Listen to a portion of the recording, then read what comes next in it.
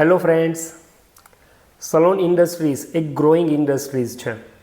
મને આ ઇન્ડસ્ટ્રીઝમાં 25 વર્ષ થયા. 25 વર્ષની અંદર ઘણા બધા સલોન ઓપન થયા છે અને બંધ થતા જોયા છે. પણ તમને એક ક્વેશ્ચન કરું, તમે તમારા બિઝનેસના છેલ્લા 5 વર્ષ જે હોય એ કઈ ટાઈપના જોવા માંગો છો? કદાચ અત્યાર સુધીમાં આવો ક્વેશ્ચન તમને મનમાં નહીં જ થયો હોય કે આગળ શું કરશું. 90% લોકોની થોટ પ્રોસેસ એવી હોય છે, આગે આગે દેખેંગે હોતા હે ક્યાં, બસ જેમ જાય છે એમ પ્રવાહ સાથે જતા જાશું અને શું પરિસ્થિતિ લઈ જાય એ ખબર નથી હોતી. પણ આપણે બધા લોકોએ, જેટલા લોકો બિઝનેસ કરે છે એમને પોતાના બિઝનેસની એક કહીને કે ફાઇનલ સ્ટેજ એક વિચારી રાખવું જોઈએ. મારા 25 વર્ષના કેરિયરની વાત કરું તો પહેલાં 5 વર્ષ 2000થી લઈને 2005 સુધીમાં જેટલા સલોન ટોપ 10 હતા એવું મોટું નામ હતું, એ અત્યારે લગભગ ગણ્યા ગાંઠા 1 કે 2 લોકો છે. તો શું તમે પણ લોકોએ જે બિઝનેસની અંદર મહેનત કરેલી છે એ તમે તમારા આજથી કહીને કે બિઝનેસ રિટાયરમેન્ટ સુધી તમારે કઈ સ્થિતિમાં લઈ જવો છે એ તમારા હાથમાં જ હોય છે. તો આ 3 પરિસ્થિતિ હોઈ શકે છે બિઝનેસની. પહેલી, જ્યારે તમારું રિટાયરમેન્ટ આવે છે, તમારાથી કામ નથી થઈ શકતું, આપણું ફિઝિકલ બોડી જે હવે સાથ નથી દેતું, ત્યારે શું થતું હોય છે? તો ત્યારે એક જ વસ્તુ થાય છે કે છેલ્લા 5 કે 10 વર્ષ બિઝનેસની ડાઉનફોલ શરૂ થતો હોય છે. ઓછું ધીરે ધીરે ચાલવા માંડે છે અને શરીર સાથ ન દે ત્યારે બિઝનેસ બંધ કરવાનો વારો આવે છે. ત્યારે માનો કે ફાઇનાન્શિયલી સ્ટેબિલિટી, તમારું આગળનું જે ફેમિલી છે એ તમારું ફાઇનાન્શિયલી સંભાળી લીધું હોય તો તમે રાજી ખુશીથી આ બિઝનેસ બંધ કરી દેતા હોય છો. પણ જેનો કહીને પેશન હોય છે પોતાના બિઝનેસ માટેનું, એમને જટ દઈને બિઝનેસ બંધ કરવાની ઈચ્છા હોતી નથી. આટલા વર્ષો 25, 30, 35, 40 વર્ષ લોકોએ જે બિઝનેસમાં કાઢ્યા હોય એમને તરત જ બંધ કરતાં તકલીફ પડતી હોય છે. આવું કદાચ તમે કોઈનું જોયું પણ હશે અથવા તમે તમારી જાતને ફીલ કરશો તો તમને અંદરથી જવાબ એવો મળશે, ના, વાત સાચી છે. અને જ્યારે તમારું રિટાયરમેન્ટ લેવું છે ત્યારે તમારાથી ફિઝિકલી કામ નથી થઈ શકતું અને બિઝનેસ બંધ કરવો પડે છે.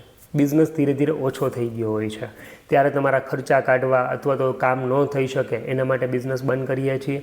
તો ત્યારે શું થશે?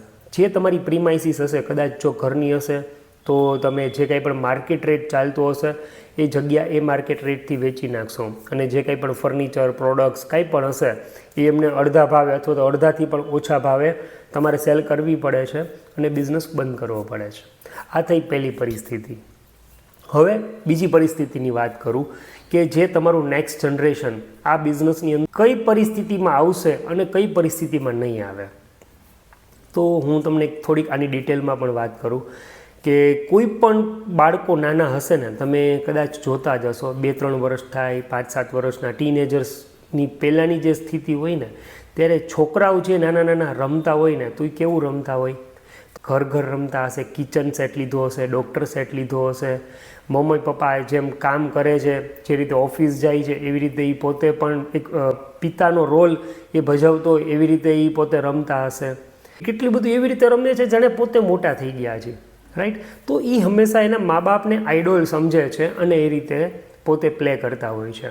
ધીરે ધીરે જ્યારે પણ એ મોટા થાય છે ત્યારે સમજણ આવે છે, ત્યારે પોતે જોવે છે, પોતાના મા બાપને ઓબ્ઝર્વ કરે છે કે મારા મા બાપ પણ જે બિઝનેસથી ખુશ નથી, એમાં જે સ્ટ્રગલ કરે છે, તો ત્યારે તમારું જે બાળક હશે, જે ટીનેજર્સ થઈ ગયું હશે, એ આ બિઝનેસ તરફ નહીં વળે. બીજું કે જ્યારે પણ મા બાપ પણ પોતે એવું વિચારતા હોય છે કે ભાઈ હું જે બિઝનેસ કે જોબ કરું છું એ સ્ટ્રગલવાળી છે, તો મારે પણ આ મારી નેક્સ્ટ જનરેશનને આ સ્થિતિમાં નથી લઈ આવી, તો એ શું કરશે?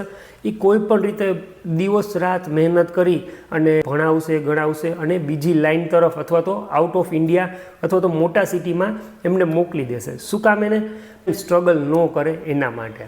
તમારું નેક્સ્ટ જનરેશન તમારા બિઝનેસમાં આવે કે ન આવે તો એ જે પેરેન્ટ્સ હોય છે એની થોટ પ્રોસેસ હોય છે અને ચિલ્ડ્રને જે કંઈ પણ એના માતા પિતાને જોયા હોય છે એ થોટ પ્રોસેસ મુજબ એમાં આવે છે.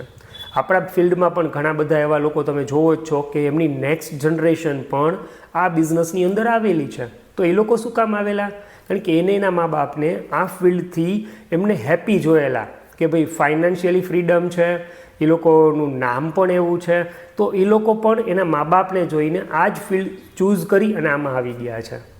બીજી પરિસ્થિતિ શું આવી કે ભાઈ મારો વારસો મારી આગલી પેઢી સંભાળે, તો મારે બિઝનેસનું રિટાયરમેન્ટ લેવું હશે, ત્યારે બેમાંથી કઈ પરિસ્થિતિ સિલેક્ટ કરવી?